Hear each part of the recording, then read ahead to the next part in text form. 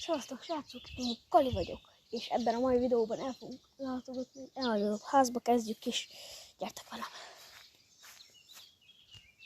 Halljátok, ez nagyon creepy. Csak ilyet a horrorfilmekben láttam, de ez most már nagyon creepy. Ott van a vértelibe. Ott van a vértelibe. Jó, inkább szerintem menjünk a második mert majd csak egy... Nézzük meg itt. Anyád. Mi? Mi van? Ne szórakozz te.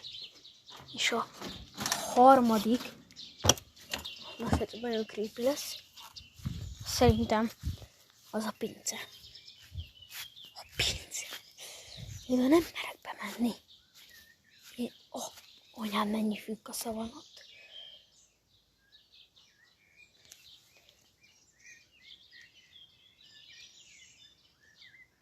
Srácok, most már kikapcsolom a kamerát, mert már kezd egy kicsit creepy lenni, közelem, hogy velem tartottatok, sziasztok!